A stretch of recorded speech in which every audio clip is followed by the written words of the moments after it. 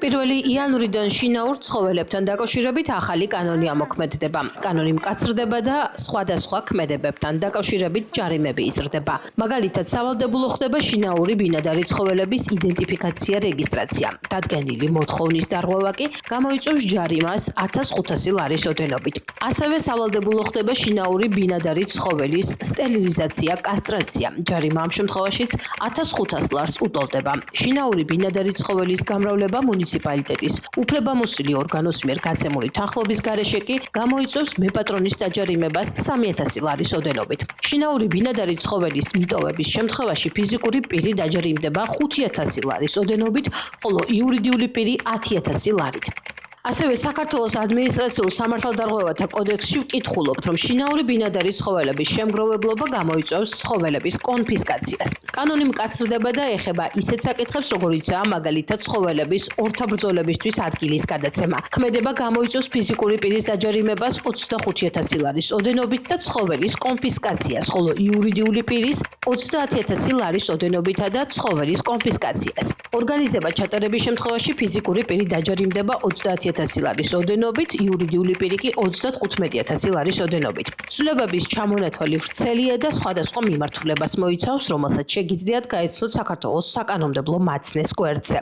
საკითხს ეხმაურება თემურ ლაჭყებიანი ცხოველთა დაცვის ფედერაციის თავმჯდომარე. მისი თქმით, ცვლილებები მნიშვნელოვანია, თუმცა არის რიგი საკითხები, რაც არ აისახა კანონმდებლობაში, ასევე მნიშვნელოვანია აღსრულების საკითხი. ლაჭყებიანის თქმით, სავარაუდოა ისიც, რომ კანონის გამკაცრება პირველ ეტაპზე ქუჩებში მიუსაფარი ცხოველების ოდენობას კიდევ უფრო გაზრდის.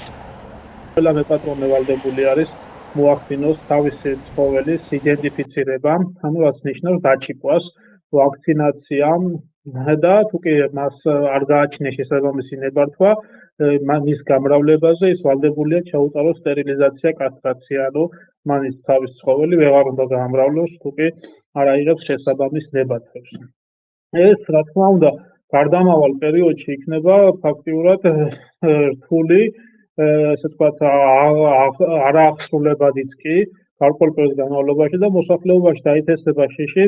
სავარაუდოდ უნდა ველოდოთ ახლა ჩვენ გარკვეული მომავალი 1-2 წლის განმავლობაში მიუსაფარი ცხოველების გაზრდას, იმიტომ რომ მეპატრონეები, ესე ვთქვათ, ის უპასუხისმგებლო მეპატრონეები თავიანთ ცხოველებს, რომლებიც შეშინდებიან ამ ჯარიმებით, ამ ასე ვთქვათ, რეგულაციებით, ეტაპობრივად გამოუძახებენ ქუჩაში.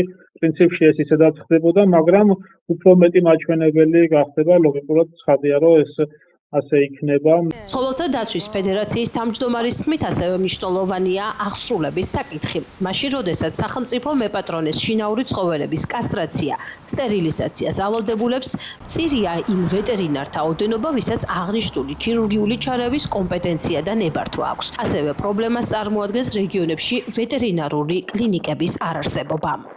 ფიზიკურად არ არსებობს ვეტერინარი ექიმები, რომ მხოლოდ ვეტერინარი ექიმზე არ არის აქ საუბარი, ქირურგი ვეტერინარი ექიმი, რომელსაც შეუძლია სტერილიზაცია, კასტრაციის ოპერაცია ჩაატაროს. ეხლა შეიქმნა ეს ფაკულტეტი ზუგდიდში, ანუ წარმოიდგინეთ ეხლა ვეტერინარების რაოდენობა, ასე ვთქვათ, ისეთი ვეტერინარების, რომელსაც შეუძლია ეს კანონის დონეზე ოპერაცია განახორციელოს, არის გარკვეულად მიზერულად ძალიან მცირე არის, უფრო აქამდე უნდა გვეზრუნა ბაღდათის მუნიციპალიტეტი, ვანის მუნიციპალიტეტი, აბაშის მუნიციპალიტეტი, საერთოდ ვეტერინარული კლინიკა არ არსებობს ამ მუნიციპალიტეტებში და მაცხოვრებლებს ფიზიკურად უკვე პრობლემები შეექმნება. მაგალითად, ეხლა ვინც ლენტეხში ცხოვრობს ამ ნესტიაში, წარმოუდგენელია როგორ უნდა მოახდინოს თავის ცხოველის სტერილიზაცია, კასტრაცია. ლაჭყებიანის თქმით, კანონის აღსრულება სავარაუდოდ ადგილობრივი მუნიციპალიტეტების პასუხისმგებლობა იქნება. თუმცა, როგორ განხორციელდება მონიტორინგი და კონტროლი, განსაკუთრებით სოფლებში, ეს რთული სათქმელია. სამყარო როლი ისევ ამ კანონის მიხედვით აკისრია ადგილობრივ მუნიციპალიტეტს, მუნიციპალიტეტის მერიის შესაბამის სამსახურებს და იგივე მუნიციპალური ინსპექციას, თუმცა წარმოუდგენელია ამდენი, ასე ვთქვათ, როგორ უნდა განახორციელოს ამდენი რაოდენობის, უფრო ალბათ თავიდან იქნება იმ შემთხვევაში, როდესაც მაგალითად მეზობელმა შეიძლება უჩილოს მეორე მეზობელს, თუ ყავს ძაღლი, ყებს მაგალითად არაიდენტიფიცირებულია, აუცრელია და ასეთ შემთხვევებში გავლენ უკვე შეტყობინების საფუძველზე. თემურ ლაჭყებიანმა ასევე ისაუბრა სახელმწიფო სუბსიდირების როლზე საინფორმაციო კამპანიების ჩატარების აუცილებლობაზე. როდესაც შეხედავს პრობლემას აღსრულების მექანიზმებში, იმიტომ რომ შესაბამისი კადრები არ არსებობს, შესაბამისი ასე ვთქვათ მოსახლეობის ხარდაჭერის პროგრამა ჯერჯერობით არ არსებობს და ვიმედოვნებ, რომ ასეთი პროგრამები მომავალში ეტაპობრივად დაიწყება, იმიტომ რომ ქუჩებში ფაქტიურად ახლო პერიოდში ველოდებით, რომ შეიძლება გაორმაგდეს, გასამაგდეს ან გაათმაგდეს კიდევაც მომდევნო თვეებში მიუსაფარი ცხოველების რაოდენობა.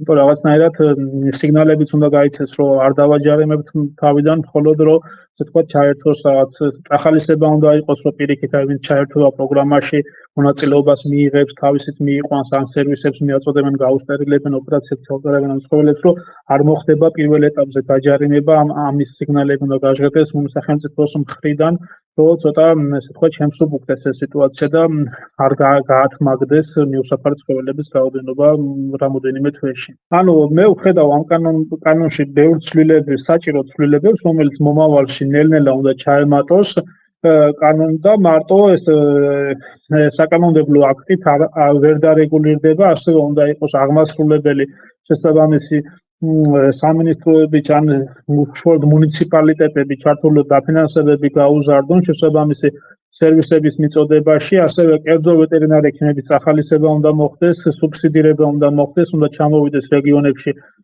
დიდ ქალაქებში მაცხოვრებელი ვეტერინარი ექიმები და ეს უნდა წაახალისოს სახელმწიფომ სხვადასხვა თავისი პროგრამებით და ეს თუნდაც რაც შეიძლება კანონში ჩაიწეროს, რაც შეიძლება ნორმატიულ აქტებში, შეიძლება პრემიერის ბრძანება არსებობდეს სიტყვაზე. აღნიშნული საკანონმდებლო ცვლილებების მნიშვნელობაზე საუბრობს ჟურნალისტი და სამოქალაქო აქტივისტი ხვიჩა ვაშაყმაძე. ის ორ ძაღლს პატრონობს და საკითხი მისთვის მნიშვნელოვანია.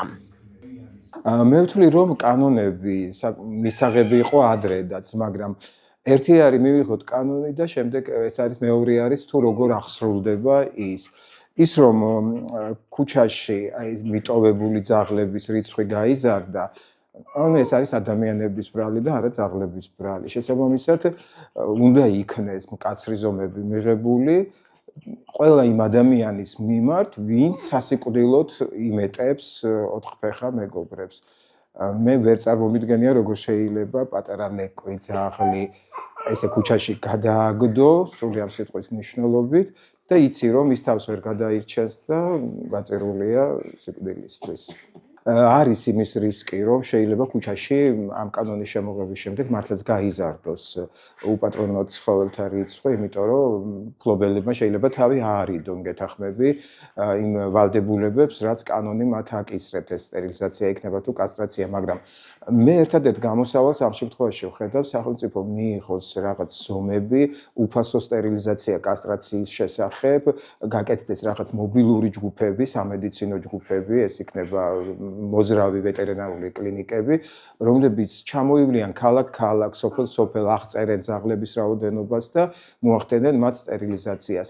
და ბუნებრივია ასეთვე უნდა გამკაცრდეს რაღაც ზომები, უნდა იქნეს მიღებული აი გამრავლებასთან დაკავშირებით, იმიტომ რომ ზოგიერთი ადამიანი ესე ამრავლებს ძაღლებს და შემდეგ არ ვიცი რას უშვება, შეიძლება აი ბევრია ფაქტი, როცა ტომარაში ჩასმული ძაღლები გვინახავს მდინარის პირას ან გზის პირას გადაყრილი სრული ამ სიტყვის მნიშვნელობით.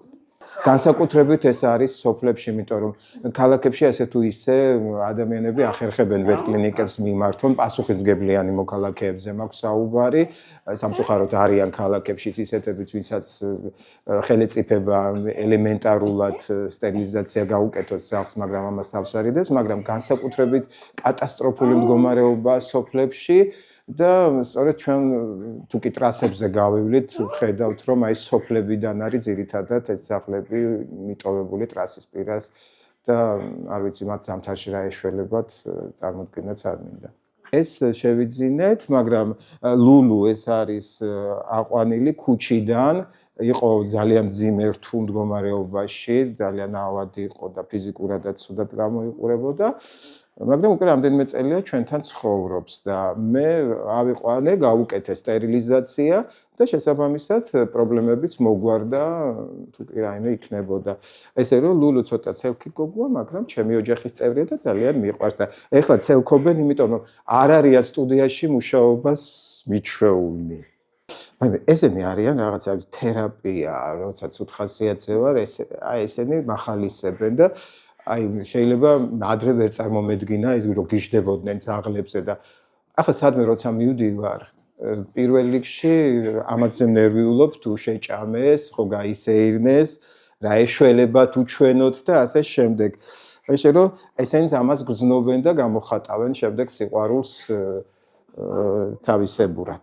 მოდი დავიწყებ იქიდან რომ პირველ რიგში ბავშვები უნდა შევაჩვიოთ და შევაყვაროთ ცხოველები, იმიტომ რომ ეს მათ დაეხმარება შემდგომში და მე ხშირად გამიგონია ქუჩაში როცა მივდივარ და ქუჩაში ძაღლი არის და მშობელი ეუბნება ბავშვი მე არ მიეკარო გიკმენს, არ უყურეს პირიქით. მეორე როცა ადამიანს ძაღლი აყავს, მან უნდა იცოდეს რომ ძაღლს აქვს ბეწვი, ძაღლს ჭირდება მოვლა და ამას არ ჭირდება ახლა დიდი რაღაც ლექციების ჩატარება, წინასწარ ყველამ უნდა იცოდეს და ხშირია შემთხვევა როცა მშობლებს ლეკვები აყავთ შვილების გასართობად და როგორც წამოიზრდებიან, შემდეგ უკვე ქუჩაში გაისტუმრებენ. ეს ძალიან დიდი უპასუხისმგებლობაა და აი ესეთი ადამიანების მიმართ ნამდვილად უნდა იყოს კანონი მკაცრი.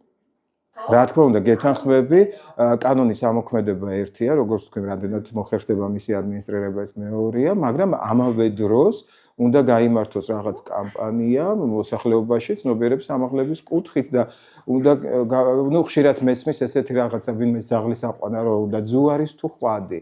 ამ შემთხვევაში რა მნიშვნელობა აქვს? არსებობს სტერილიზაცია, კასტრაციის პროგრამა და ეს პრობლემები გვარდება ძალიან მალე ერთ დღეში. ასე რომ ჩემი ლულუ არის ამის მაგალითი აგერ, რომელიც შვიდად გძნობს თავს და არ აღელვებს არაფერი დღეს. საქართველოში უკვე წლებია გადაუჭრელ პრობლემად დგას მიუსაფარ ცხოველთა საკითხი. სუსტი სტატისტიკა თუ რამდენს უტოლდება მათი ოდენობა, ამის განსაზღვრა რთულია. ცხოველთა უფლებების დამცველები პრობლემის გადაჭრას ითხოვენ, პრობლემის მოგვარებას ითხოვს ასევე მოსახლეობა, რომლებიც ხშირად ქუჩაში მიუსაფარ ცხოველთა ზრდის პარალელურად გაზრდილ საფრთხეებზე მიანიშნებენ. ახალი კანონმდებლობა 2026 წლის 1 იანვრიდან ამოქმედდება, ხოლო მის შედეგებს უკვე წლები განსაზღვრავს. იქნება ის პრაქტიკაში მოქმედი ცვლილება თუ დარჩება უბრალოდ კანონმდებლობაში ჩაწერილ კიდევ რამდენიმე ფრაზად.